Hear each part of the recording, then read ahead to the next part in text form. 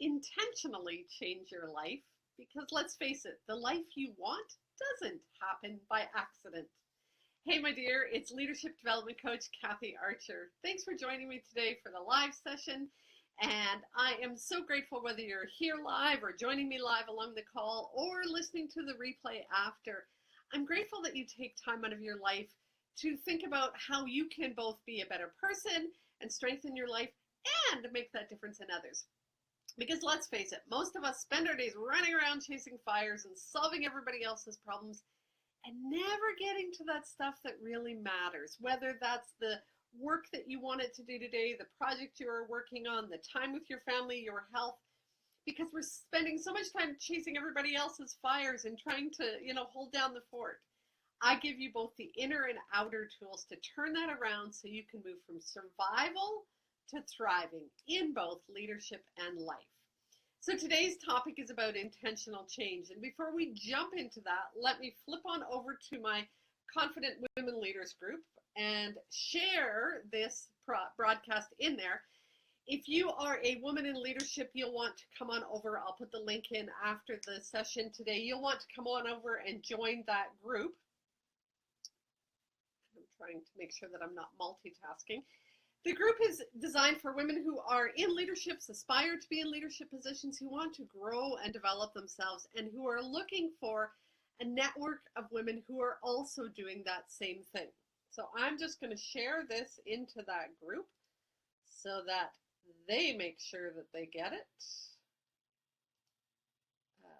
Group, Confident Women Leaders, and away we go.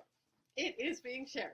So the journey that we've been on over the last few weeks has been me kind of walking you through that awareness around how powerful your thinking is and how your thinking impacts your experience of life and the things that go on around you.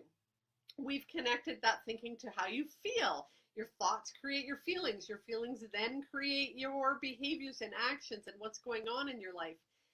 And when we start to recognize that and realize that, we can start to take more responsibility for our lives because we become more response-able, which was last week's topic, all about choosing our responses that rather than reacting. I said a minute ago about chasing fires all the time.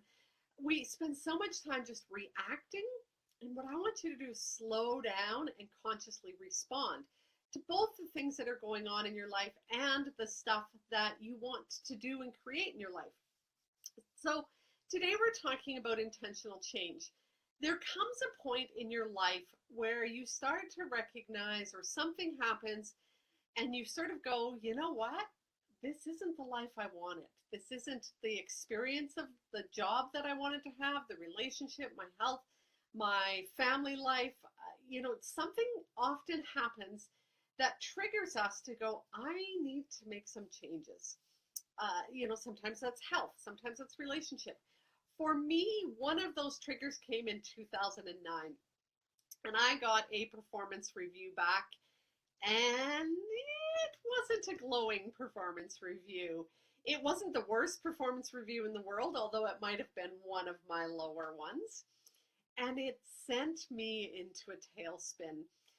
And it was really interesting because the one thing on that performance review that stands out in my mind was that not that I was low in integrity, but I was about average. And that hit me like a ton of bricks. My staff had rated me on this tool, this scale that they were using at the time, and they indicated they were having some problems with my level of integrity. And I can still see myself, feel myself sitting at my desk, behind my desk. My boss is across the desk from me. He's delivering this, feedback. He's very uncomfortable because he knows I am a high achiever. He knows that I am somebody who takes pride in my work and what I'm doing. And he knows that I've tried really hard and put the work into it. And so he's uncomfortable, sitting there trying to share this with me. And I remember just being so angry and hurt and frustrated and going home that night and just freaking about these results, about me not being in integrity, not having a high level of integrity. And the truth was, I did what most of us would do at that point in time. What we've talked about in the last few calls, I started blaming. I started picking apart the performance review. I started going, well, I know who answered that, and I know whose comment that was, and it's divided in amongst your peers and your subordinates. And I was just like digging, and there was two staff at the time that had been giving me lots of grief, and so I could, really identify, well, they must have said this, and she must have said that, and I started to push the responsibility out there. And it took some time for me to take that information and start to go, but what part do I play in it? Um, what can I do about this? And that, like I say, took time. It didn't come easily, and it actually came with the help of my boss at the time, who suggested perhaps I get a coach. And so I did get a coach, and I started to look at how could I take responsibility for this? How could I become responsible for my level of integrity in the organization and with my staff? And since then, I've done a lot of work and I've done a lot of research on leadership. And what I now know is integrity is the number one thing that people look for in their leader. They want to know that their leader walks their talk. They want to know they can trust their leader, that their leader can be counted on, that their leader is in line with what they say they'll do and what they actually do, who they say they are and who they actually show up as. But I didn't have all of that information in the beginning. And so what I needed to do was start to figure out, what I needed to change. And so I did what I didn't know at the time, but I now know was called intentional change. Intentional change comes from a book called Becoming a Resonant Leader. And I love this book, and I come back to it again and again and again. And actually in today's guide that you're going to get, so again, we know that when I do these Facebook Lives, I always have a guide that goes with it. So if you go to silverrivercoaching.com/guides, you're going to find the guide for today's session called Intentional Change. And there's actually a link to this book in it because it really talks about becoming the leader you want to be and how you intentionally create that in yourself and in the world around you. And so what this book talks about is sort of 3 steps that we need to do this intentional change. And the first is to look at our ideal self. So if I was my best self, if I was, showing up at my best, being my best, doing my best work, both in my leadership role and in my life, and feeling fulfilled and feeling content and happy and all of those words that describe how we want to be, what would that look like? And we have to stop and identify those things. And that's what I did at that time. I started to, through the work that I was doing with my coach, as well as through some of the books that I was reading. I've always been a reader and a journaler. And so that's the other thing that I was doing this morning. It was kind of neat. I was pulling out my journal from back. This journal, it's interesting. I can go through a journal now in a few months. This journal was from 2007 till 2010. So it was, sporadic comments that I was making in my journal at the time. Definitely in the deepest, darkest times of my career sometimes, and in the high points of my life at other times. And I was looking at what was I feeling then, what was I doing? And so I can see back then, I was reading books like The Secret. I was reading books like Cheryl Richardson's book about, finding your best life. I was reading stuff from Wayne Dyer. I was writing down Bible quotes. I was practicing gratitude. So I can see back then some of the stuff that I was doing then to start identifying who did I want to be? What was the kind of life I wanted to create? What was the impact I wanted to have in my leadership? What were my values? I had to, at that point in time, start to get an understanding of what integrity was. And as a starting point, I had to figure out what were my values? What hill would I die on? What did I believe in? What were the important things to me? And so those were the things that I wanted to aspire to live and to eat and to breathe every day. Not just say them, but actually live them. So I started to identify who my ideal self was. Who is my ideal self in both leadership and in life? Then I had to back up, and this is the second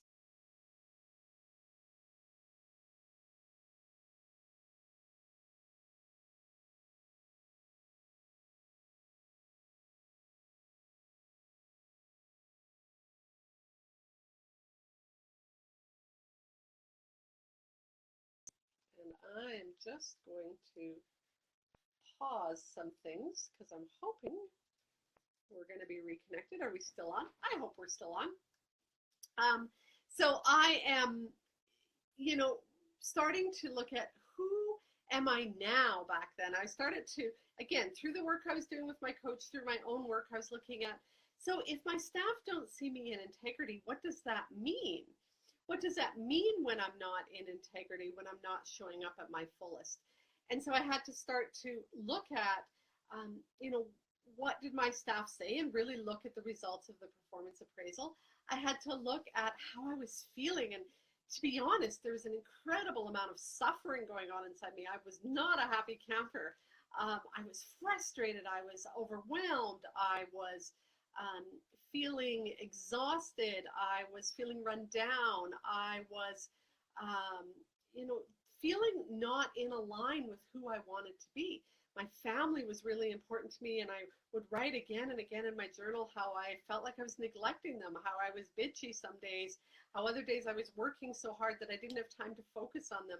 There was one journal entry where I'd stayed home because my daughter was sick, and I was so pumped because I got lots of work done because I stayed home that day. There was a little bit of incongruencies going on there. So I had to start looking at what's my real self? How do I show up now? And then the third step in intentional change is, and what's the gap? So if this is the ideal self I want to be, and this is where I am right now, what's that gap in the middle? What's the difference? What's the change that I need to make to get from where I am now to where I want to be? And so that's where we start to create the plan. And one of the big things about that plan that we need to do is start to build on our strengths. We have to look at, who am I now? Where do I want to be? But where am I now, and what are the things that I'm good at? I had just, within the last year before that, finished my degree in management. So I had some good knowledge behind me. I was a long-time employee of the organization, so I had some good relations with the organization and in the community. I had been through stuff before. I had been through challenges in my organization. I had learned stuff about how do I get through conflict, how do I rebuild relationships. So I knew a lot of that stuff and could make sure that I was doing that. So I started to create this plan about how do I rebuild. That's where I started to make some big shifts again in my life. So that was about 2009. I did another assessment.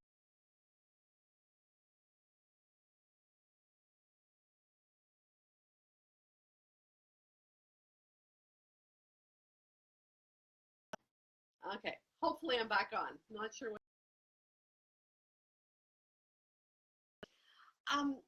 So when I look at that plan, again, I did another review in about 2012 when I was still had 1 foot in the organization and 1.5 foot out of the organization, and there was still some struggles with integrity. Wasn't as high as I wanted it. Certainly not horrible bad. Most people would say it was pretty good. But again, I am somebody who is a high achiever.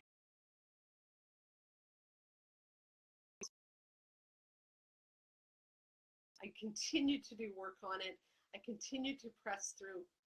And when I look at a review that I did last year, integrity was like off the mark.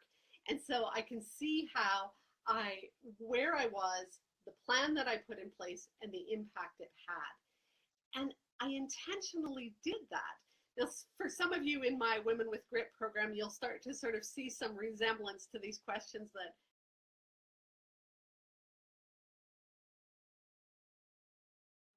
so Women with Grit, but it's also what we do in Blueprint for Change. So Blueprint for Change is coming up the end of June. And so it's a program where we're looking at, where am I now? Where do I want to be? And what do I need to do to get there? And as we're looking at that, in Women with Grit, it's all about sort of your leadership and developing that. In Blueprint for Change, many women don't even know if they want to be in leadership anymore. They don't know if they want to move up the ladder. They don't know if they want to change jobs or perhaps go back to school. Maybe there's some health issues that they need to identify. But we're looking at creating that plan intentionally. we spend a lot of time, and we've talked about this over the last few calls, we spend a lot of time in victim mode, blaming, waiting, um, you know, waiting for somebody else to change. And that's where I was at that point in my life back in 2009. I was fed up with some of my staff. I was frustrated with the organization. I was annoyed with the way things were going in terms of contracts, and I kept pushing it out there. And it wasn't until I took back control, started to look at what was going on in my life, started to create some plans, that things started to turn around on me.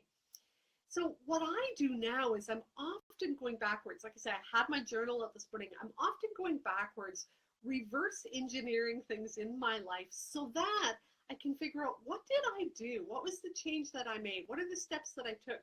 So that you now get the benefit of that. So again, if you pop on over to silverrivercoaching.com/guides, you're going to get the guide sheet for today.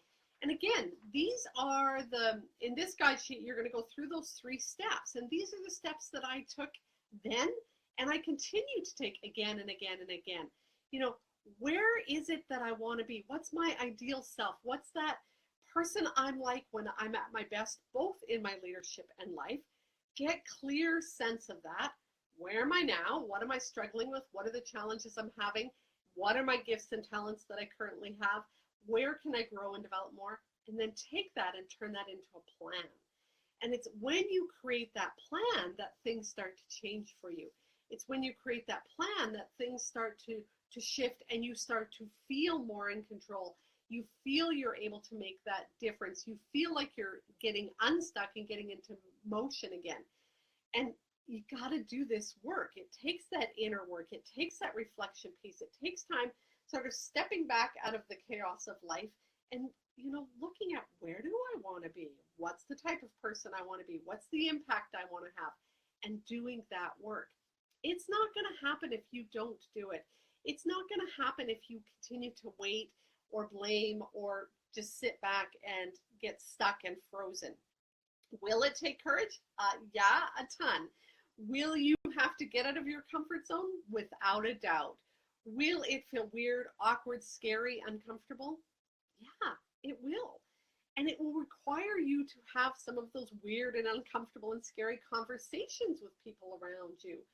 I still can, you know, feel that struggle that I was having when I was telling my boss I was leaving my organization and I was quitting my management position.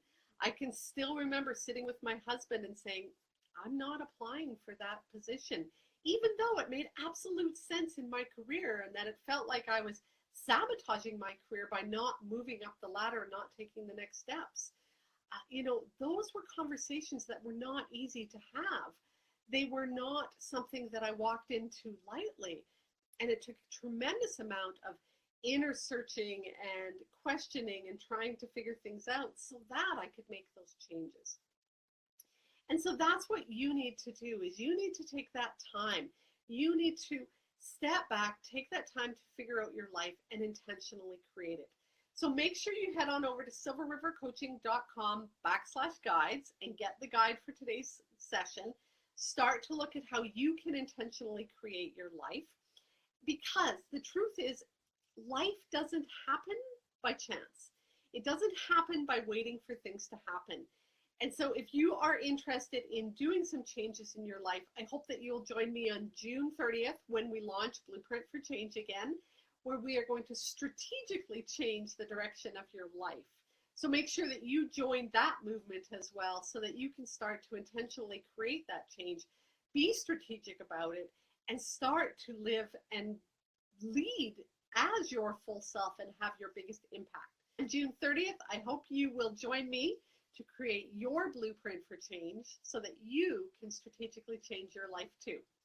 I'm going to share all the links in the post when this is done so that you can go over and get the guide, so that you can get the book Resonant Leader, so that you can get put on the wait list for Blueprint for Change, and so that you can join the Confident Women Leaders group. I think I got it all covered. If I've missed anything, make sure you let me know. If you have any questions, post them below the post of the video so that I can pop in after. I'm more than willing to answer any questions. Send them to me privately if they're questions you're a little uncomfortable sharing. And I hope that you start to strategically change your life by intentionally creating your change plan. Thanks, ladies. Talk to you next week.